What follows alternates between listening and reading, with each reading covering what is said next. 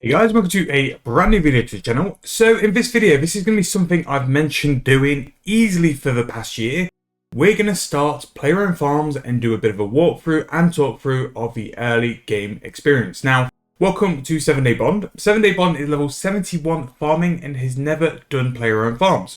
Now, with myself wanting to push this account to becoming the ultimate alt and hopefully to max stats, farming is a big thing I need to tackle nice and early because it's something you will do gradually over time, rather than do in one big stint.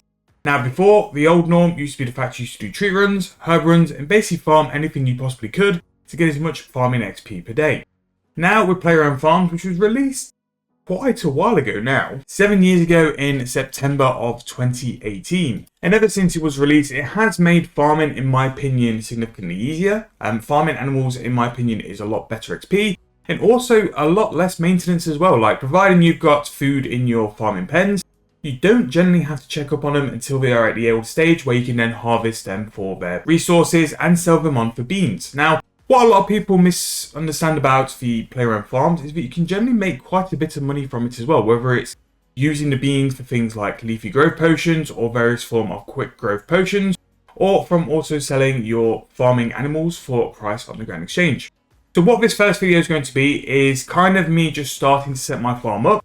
Depending on if you guys want me to, I can do a more in-depth next step video where we talk through things like traits, breeding, and basically my progression with my farm and actually completing the farming player-owned farm collection log. Now, that's something I'm going to be doing gradually over time because I'm needing to raise my farming level to a point where I can go and do things like the high-tiered dinosaurs and also the more high-tiered animals on this farm. Now, the player-owned farm dinosaur area on Anachronia, if you're interested in that as well, I'm more than happy to do you guys another video on that, where we talk through the sort of guide on that and how we can best do the Anachronia farm as well, because it's such a fantastic thing to run alongside the standard player-owned farm, because it's just going to be more XP. Now, even though I've mentioned I'm starting at level 71 farming, you do not have to.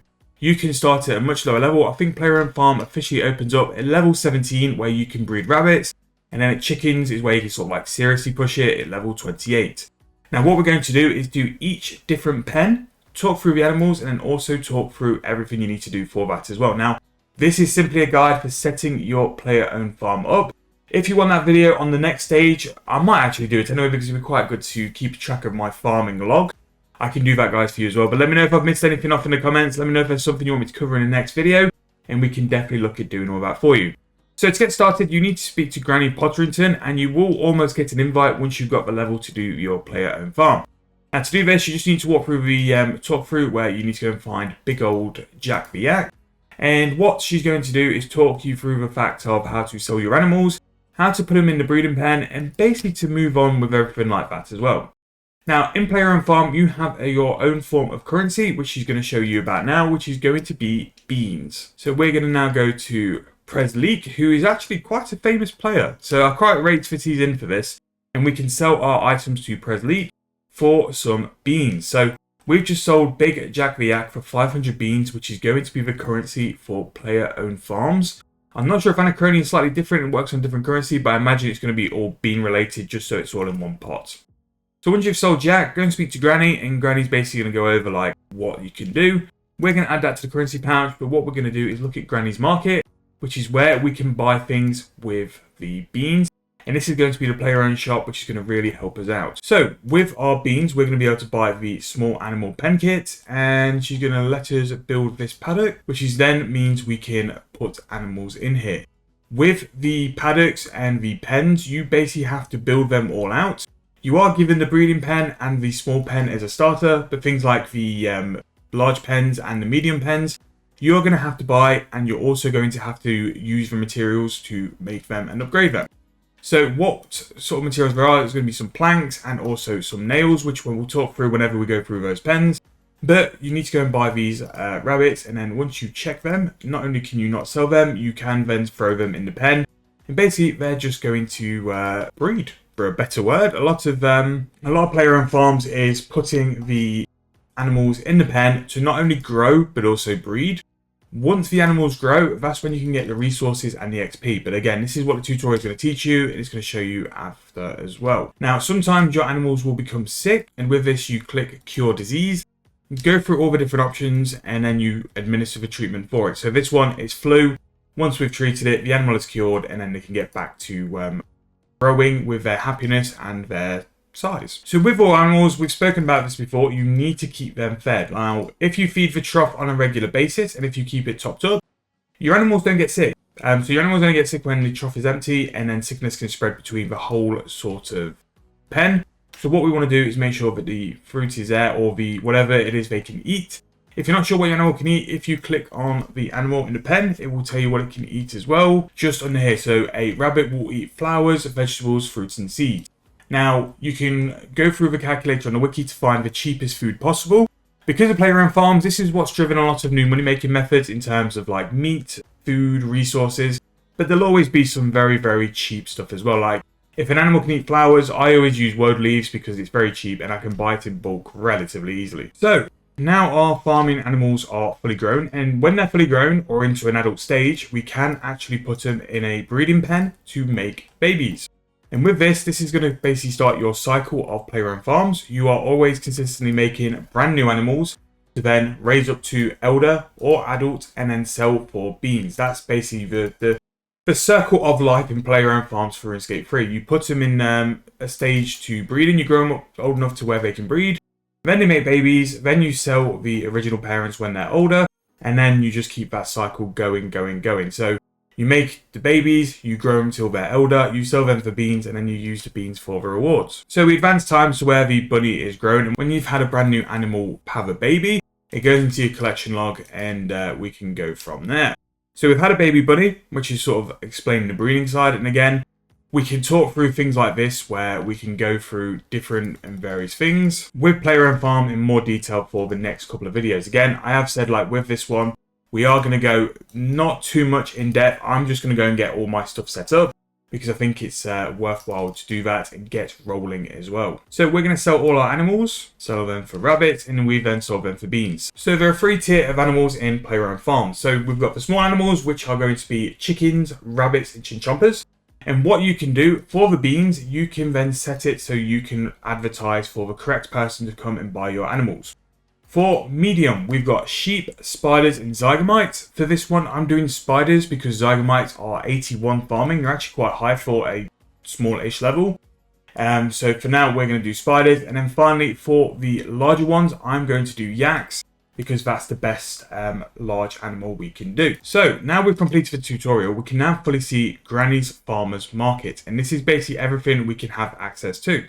Now, we have some decent GP, so I'm going to buy a medium deed pen, and I'm going to buy a large deed pen with my cash.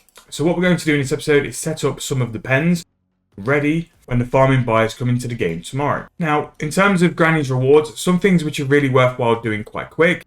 For convenience, I think the bank chest is actually a really nice upgrade, and I actually might sort of give myself a couple of items from the main eventually, and then I can just sell them. But other things which are really good, breeding in pens mean that when you make animals, you don't just need to do it in a breeding pen, you can do it through all your pens, but it's pretty steep in terms of bean cost.